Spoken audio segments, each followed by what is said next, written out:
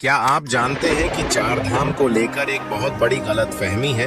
आमतौर पर लोग बद्रीनाथ, केदारनाथ, गंगोत्री और यमुनोत्री को चार धाम मानते हैं, लेकिन असल में यह सच नहीं है।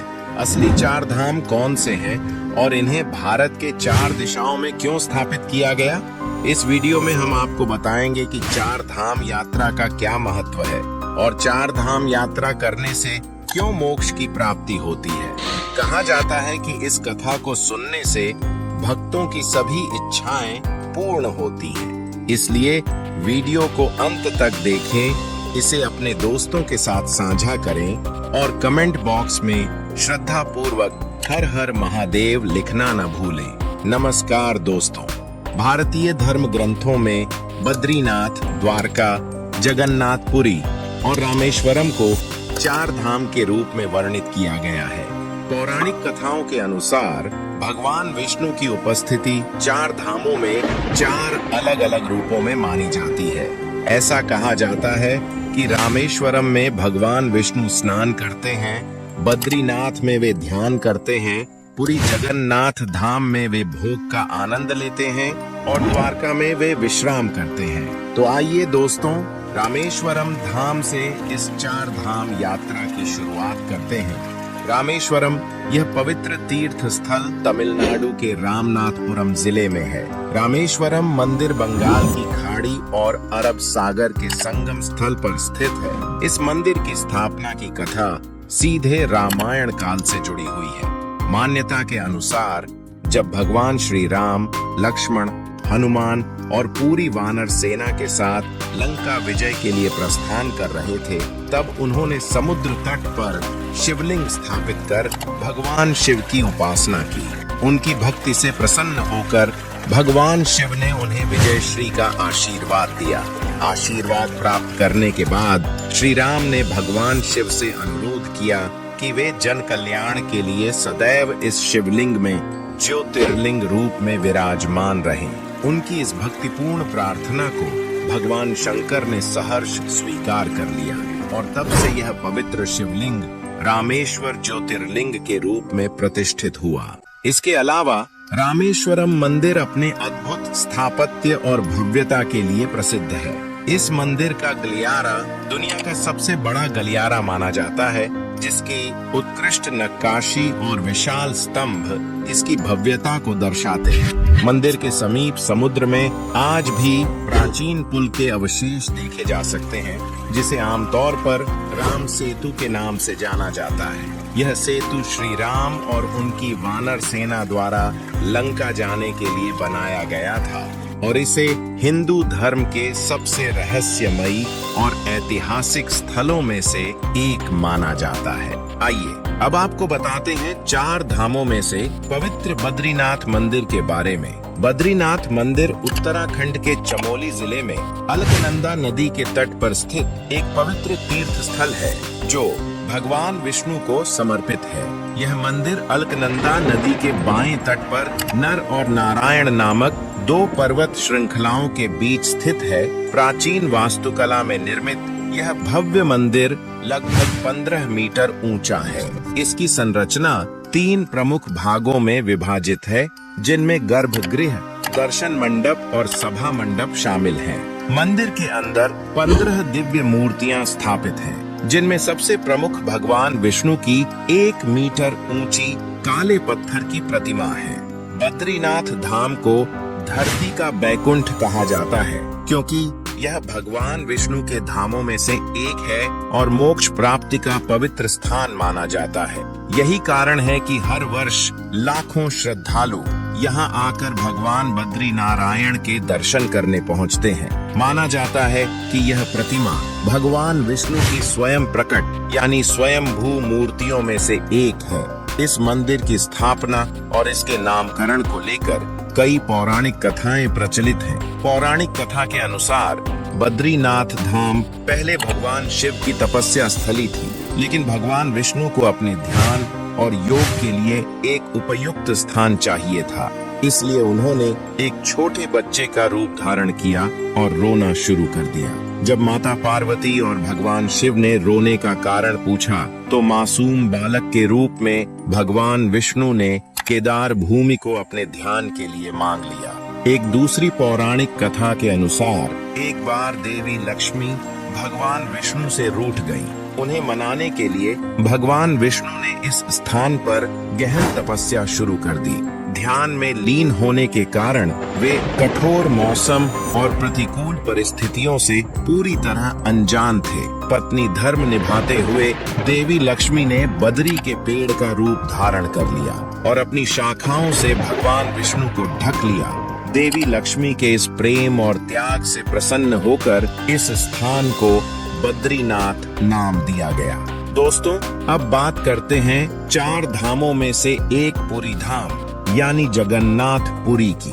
जगन्नाथपुरी मंदिर ओडिशा राज्य के पुरी शहर में स्थित है और हिंदू धर्म के सबसे पवित्र तीर्थ स्थलों में से एक माना जाता है।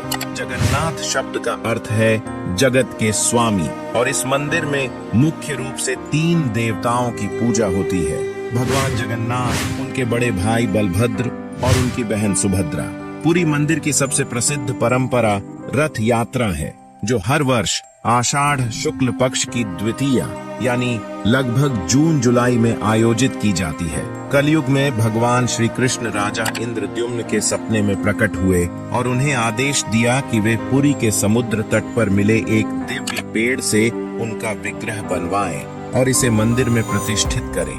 राजा इंद्रद्युम्न भगवान की आज्ञा का पालन करते हुए एक कुशल बढ़ई यानी शिल्पकार की खोज में जुट गए। इसी दौरान उन्हें एक वृद्ध ब्राह्मण मिले, जिन्होंने स्वयं इन विग्रहों को बनाने की इच्छा जताई।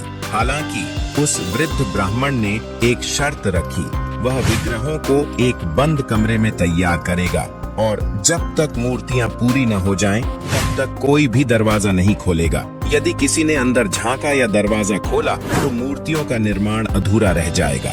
राजा इंद्रद्युम्न ने इस शर्त को स्वीकार कर लिया और वृद्ध ब्राह्मण मूर्तियों के निर्माण में जुट गए। शुरुआत में कमरे से लगातार लकड़ी तराशने की आवाजें आती रही, जिससे सभी को विश्वास था कि मूर्तियां बन रही हैं। लेकिन कुछ दिनों बाद अचानक कमरे से आवाज आनी बंद हो गई। राजा और रानी को यह संदेह होने लगा कि कहीं उस वृद्ध ब्राह्मण के साथ कोई अनहोनी तो नहीं हो गई। कई दिनों से कमरे के भीतर कोई आवाज नहीं आ रही थी, जिससे उनकी चिंता और बढ़ गई। आखिरकार इस संशय में राजा इंद्रद्युम्न ने कमरे का दरवाजा खोलने का निर्णय लिया।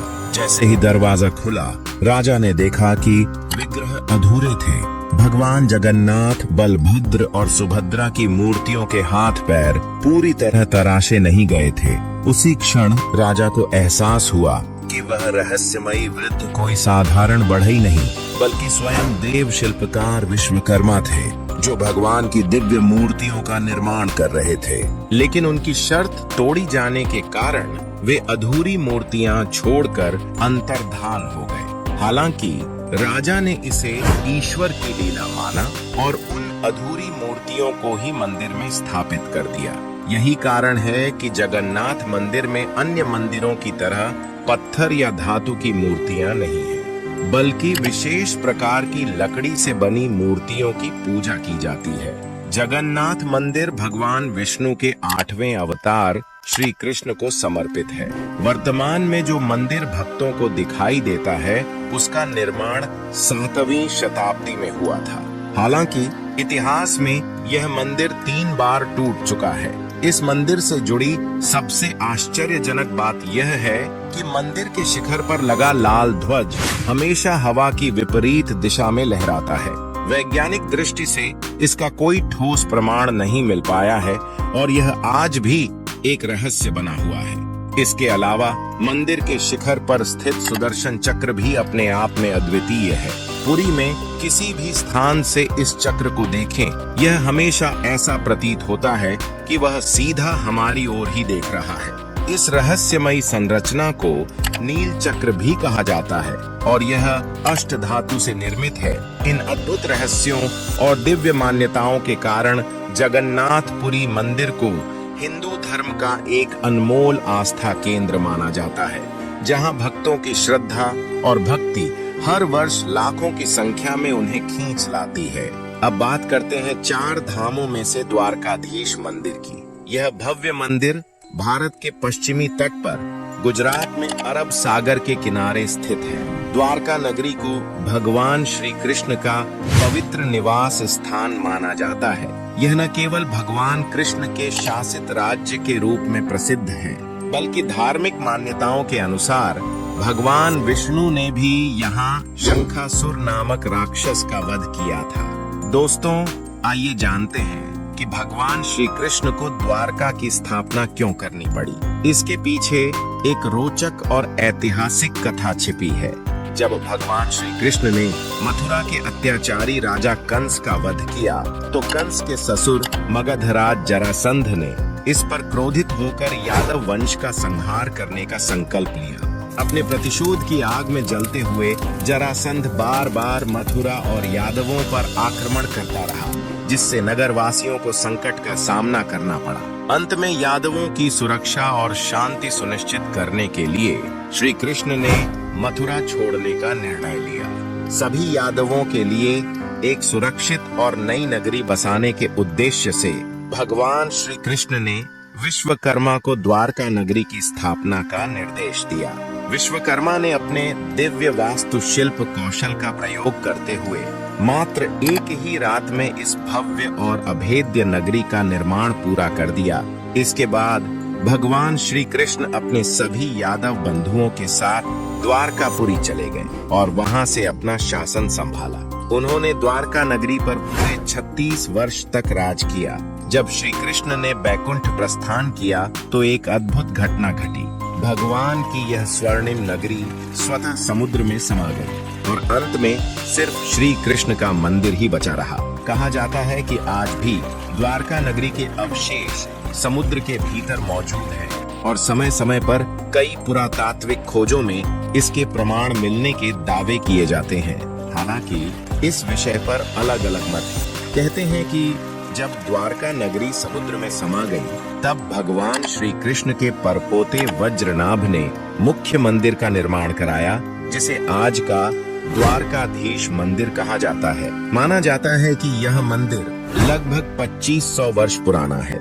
यह मंदिर 7 मंजिला है और इसमें 2 मुख्य द्वार है, जिसे स्वर्ग द्वार और मोक्ष द्वार कहा जाता है। द्वारकाधीश मंदिर लगभग 157 फीट ऊंचा है और इसके शिखर की ऊंचाई 43 मीटर है। मंदिर के शिखर पर एक विशाल ध्वज लगा हुआ है, जिस पर सूर्य और चंद्रमा के प्रतीक अंकित है। इस ध्वज की सबसे अद्भुत विशेषता यह है कि यह इतना विशाल है कि इसे 10 किलोमीटर की दूरी से भी स्पष्ट रूप से देखा जा सकता है। इस पवित्र ध्वज को दिन में 3 बार बदला जाता है और यह परंपरा सदियों से चली आ रही है। हर बार ध्वज परिवर्तन के दौरान श्रद्धालु बड़ी संख्या में एकत्र होते हैं और इसे देखने मात्र से स्वयं को धन्य मानते हैं। तो दोस्तों, अब आप समझ ही गए होंगे कि 4 धाम यात्रा सिर्फ एक तीर्थ यात्रा नहीं, बल्कि आत्मशुद्धि, पाप मोचन और मोक्ष प्राप्ति का मार्ग है। यह यात्रा हर हिंदू के जीवन में एक बार अवश्य होनी चाहिए, क्योंकि यह सिर्फ देव दर्शन ही नहीं, बल्कि आत्मिक शांति और धर्म की गहराई को समझने का भी अवसर है।